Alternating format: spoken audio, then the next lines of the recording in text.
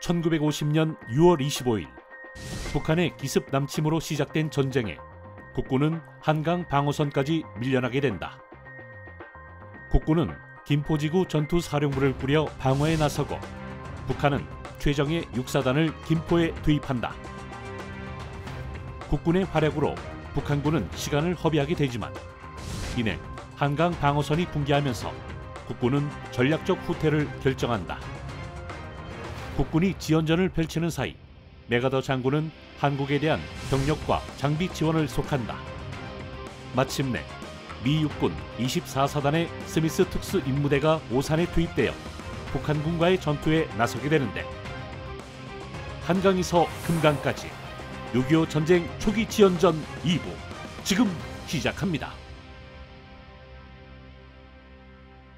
모르시는 분 좀 이해하기가 힘드실 텐데 우리나라가 강하고 산이 방어선이 되는 거거든요. 그러니까 하루라는 게 이렇게 하루씩 밀고 오는 게 아니라 여기를 뺏기면 뒤로 50km 뒤로 가야 되고 100km 뒤로 가야 되고 그렇죠. 이런 거죠. 그래서 몇 개의 단락이 있는데 그 단락을 하루씩 막아줌으로 해서 한 섹터를 건지던 거예요. 그렇게 이해하셔야 됩니다. 그러니까 저희가 뭐 큰 휴게소를 하나 딱 지나치면 수십 킬로 이상을 지나쳐야 되는 것처럼 네, 그렇게 밀리기 때문에. 그리고 임 의원님 얘기하시는 중간에 굉장히 반가운 이름이 들렸습니다. 스미스 대대. 네, 반가운 이름이 들었는데 이 드디어 전선에 투입이 됐습니다. 스미스 부대는 뭐 한국 전쟁에 최초로 참전한 미군 전투부대로 뭐 너무 알려져 있는데 당시 미군도 생각보다 빨리 서울이 함락되니까 다급해졌던 거죠. 당시 일본에 미군 4개 사단이 있었는데 이 부대들이 뭐 그냥 다 흩어져 있어요. 이 주일미군이 전 세계 미군 중에서 선망의 대상이었어요. 제일 흥청망청이다. 그러니까 간단히 말하면 여기는 항상 바지를 데리고 다닌다. 다리고 그럴 다닌다. 시간도 있군요. 아니 흙을 안 묻히니까. 그래서 너무너무 좋은 부대고 그러니까 잘 놀아야 되니까 부대를 사방에 흩어놔야 될 거 아니야. 그리고 또 전부 도쿄에만 있으려고 그러니까 여기저기 흩어놔가지고 그래서 당장 이걸 보내야 되는데 수송 수단도 없어요. 그때 미군이 1개 연대를 한 번에 운송하기가 힘든 상황이었어요. 근데 급하면 이제 비행기에 태워야 되니까 할 수 있는 게 1개 대대밖에 없다. 그래서 1개 대대를 파견하기로 합니다. 그러면 스미스 대대가 오면 되는데 왜 스미스 특수임무부대냐? 미군 4개 사단 중에서 어디를 보낼까 하다가 24사단을 설정을 해요. 근데 이게 또 논쟁이 되는 게 당시 주일미군 중에서 제일 형편없는 부대였어요. 근데 왜 선정이 됐어요? 이게 논란이 많은데 어떤 분은 큐슈에 있었기 때문에 한국에 이제 가까우니까 네. 왜냐하면 그때는 비행기가 아니라 배로 와야 되니까 그랬다라는 분도 있는데 제가 볼 때는 사단장 때문이었던 것 같아요. 미군도 자기들이 여유롭게 전투할 수 없다는 걸 알아요. 일단은 급하게 보내서 맞고 보자거든요.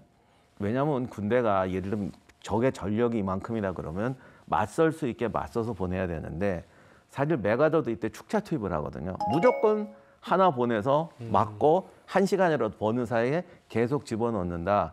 이렇게 되니까 미군 병사들 입장에서는 왜 우리를 소모품으로 쓰냐. 우리나라 전쟁도 아닌데. 그래서 어떤 책에는 명백하게 이걸 범죄 행위라고 합니다. 미군이 도대체 왜 축차 투입을 했냐. 넣을 부대가 없어서 그런 거 아니에요? 미군은 한반도에 추가 전력을 보내기 위해서 정말 안간힘을 쓰고 있었어요. 지금 화면에 보이는 저 문서가 기밀 해제된 미 합참이 도쿄의 극동군 사령부로 보낸 문서입니다. 내용을 살펴보면 대충 이런 내용으로 돼 있어요. 귀하께서 요청하신 부대는 우리 합참에서 적극적으로 우호적으로 검토를 하고 있어요. 그런데 우리가 노력을 하고 있는데 몇 가지 어려움이 있습니다. 첫째, 현재까지 어떤 군에서도 인력 증원에 대한 승인이 안 났어요.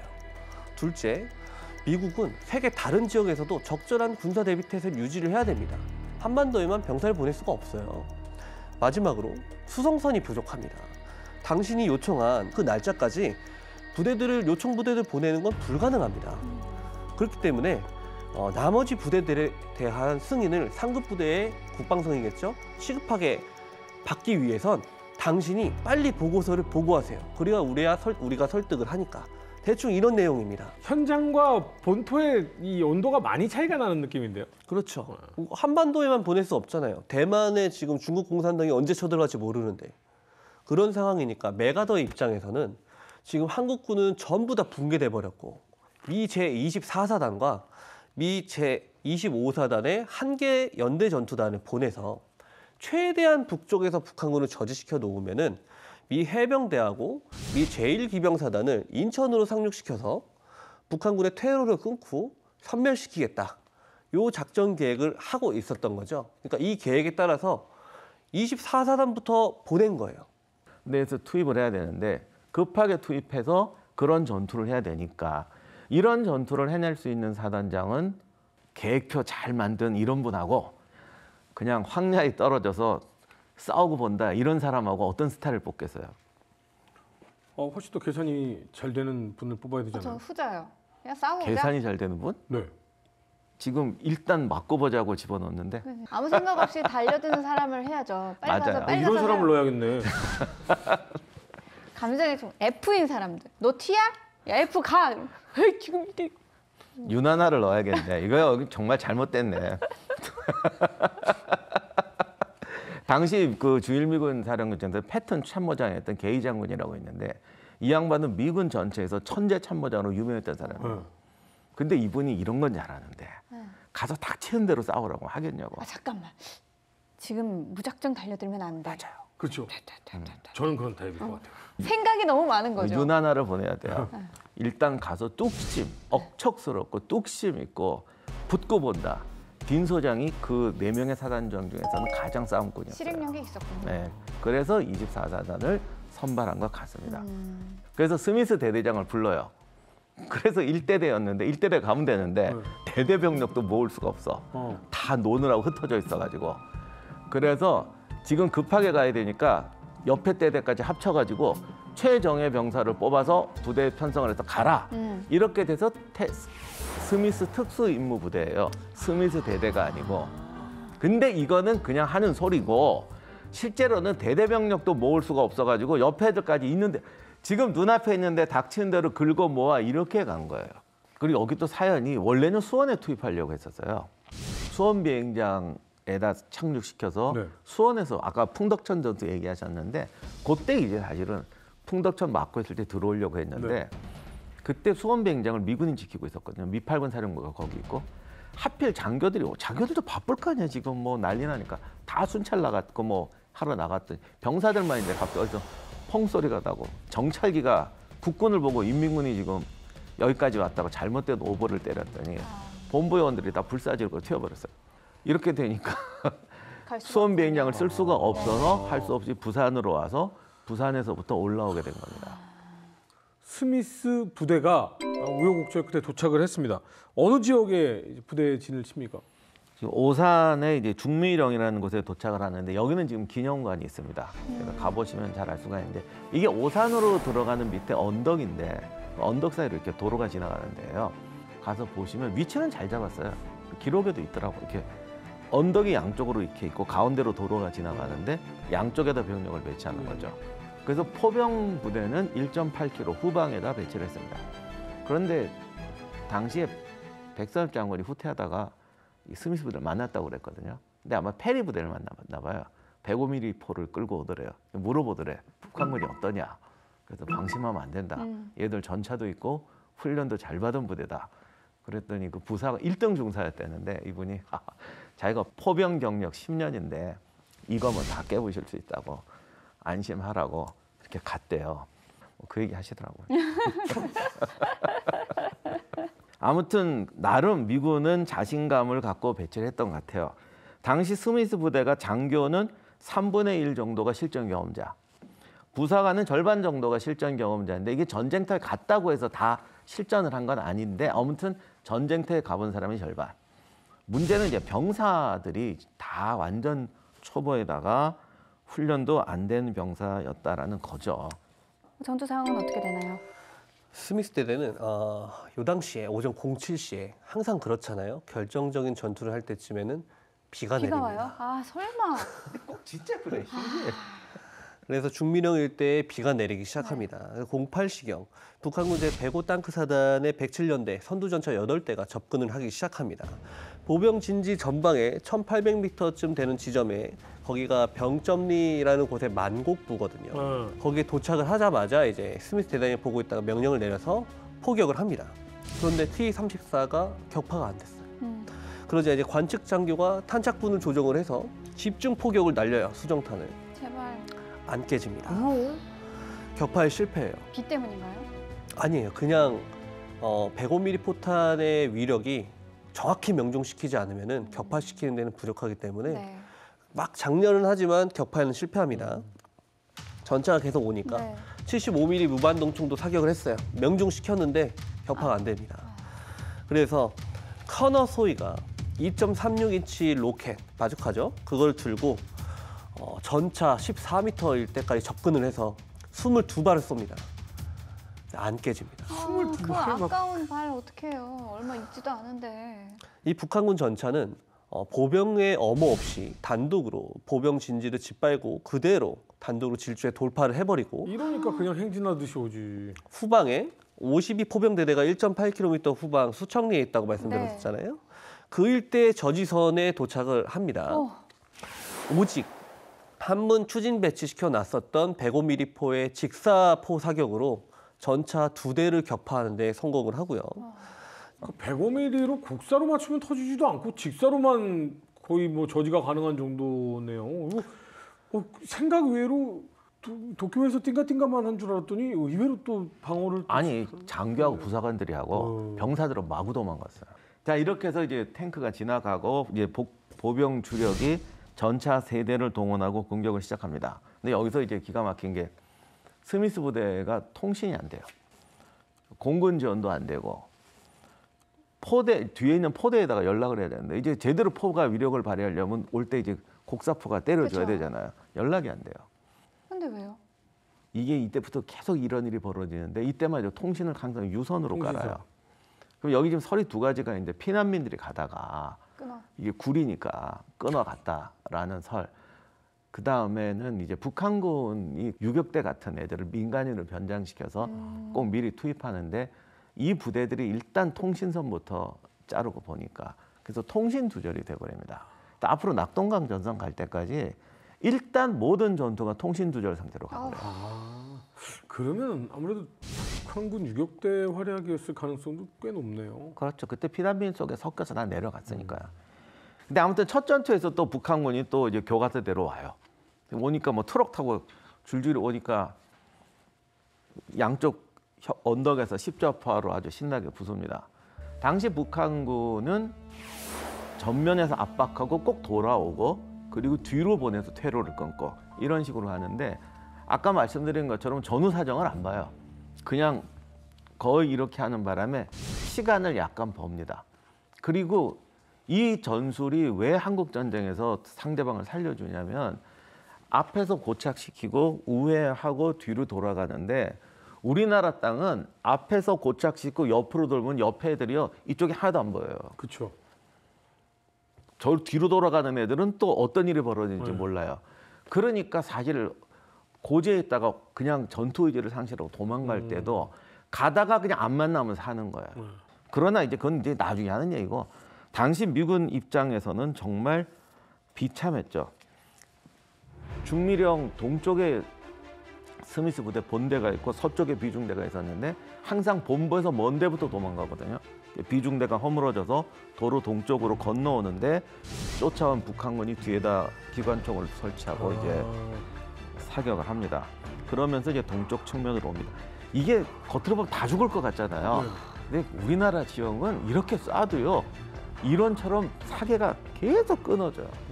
그러니까 희한하게 살긴 살아. 산 넘어 산 능성이 옆에 능성이 뭐 예. 오히려 그런 거 보면 스미스 부대는 잘 싸운 편에 속해요. 이렇게 쓴 게 아니라 도로를 이렇게 섰기 때문에 오히려 이렇게 무너지면서 같이 나왔는데 나중에 이렇게 쓴 부대들은요. 뚝 떨어지면 그냥 와장창 무너지게 됩니다. 지금 상황을 보니까 생각보다 우리 국군이 굉장히 잘 버텨줬고 미군의 개입까지 이제 들어감으로써 애초에 그들의 계획과는 많이 벗어났습니다. 그렇죠. 계획대로 안 되면은 네. 제일 먼저 뭐가 문제가 될까요? 보급이요. 그렇죠. 돈이 문제가 됩니다. 결국은 가지고 있는 자산으로 시작을 했을 거 아니에요. 근데 계획대로 안 됐으면 더 많은 자산이 필요하겠죠. 그래서 소련과 북한군 수뇌부는 고민이 정말 깊어지고 있었습니다. 지금 사진에 보이시는 것들이 스탈린에게 보고된 추가 보급을 요청하는 문서들이에요. 스탈린은 정말 답답했어요. 저희가 지난 시간에 북한군이 뭐 쳤다 하면 이기니까 잘 싸운 것처럼 보여지지만 그 실상은 소련 군사 고문단이 없으면 북한군은 아무것도 안 해요. 그리고 김일성이 명령을 내리잖아요. 어디를 공격해. 보고가 와야 될 거 아니에요. 보고를 안 해요. 그러니까 중공군에서 팔로군에서 달고 달아가지고 사단장들이 전술은 짤 줄 알아요. 그런데 이거를 보고를 하고 다시 작전 지침을 받고 작전 단계 이상, 전략 단계 이상 이게 지금 하나도 안 되는 거예요.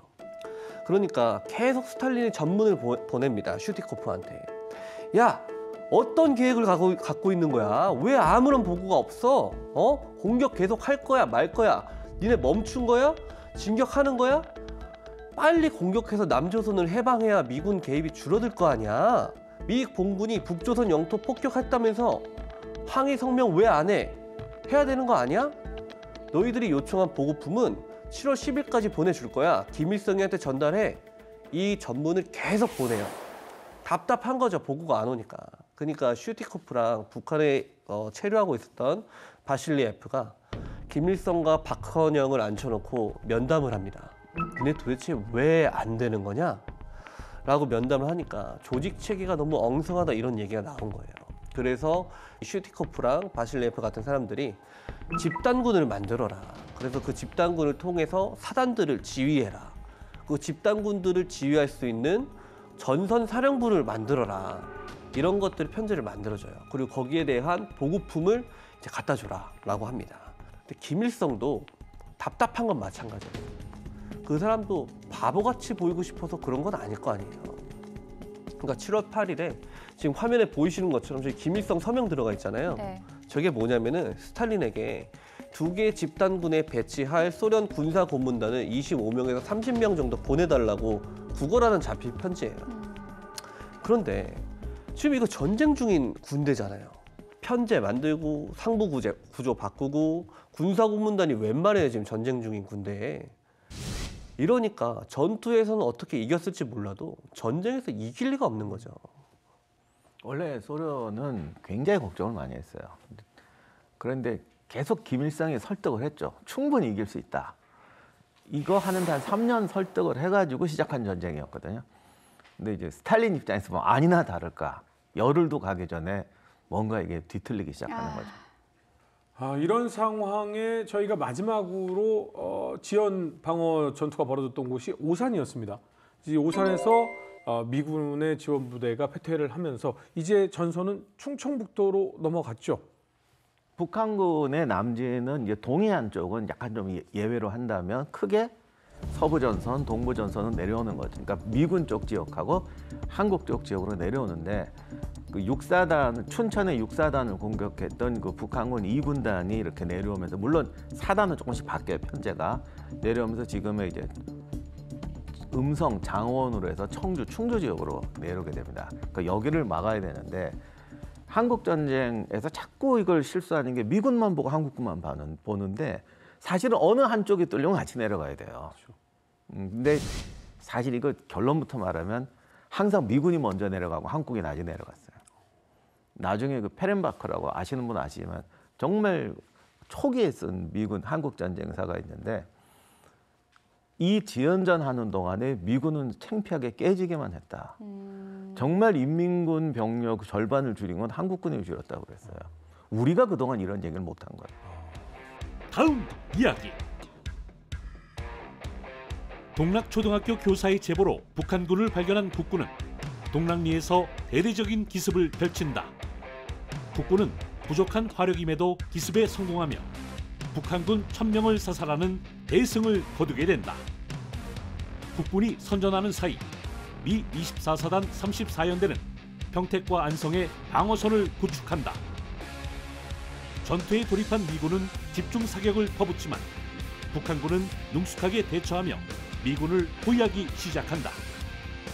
결국 미군은 큰 피해를 보게 되고 북한군은 천안까지 무혈 입성을 시작하게 되는데 한강에서 금강까지 6.25 전쟁 초기 지연전 3부 많은 시청 바랍니다.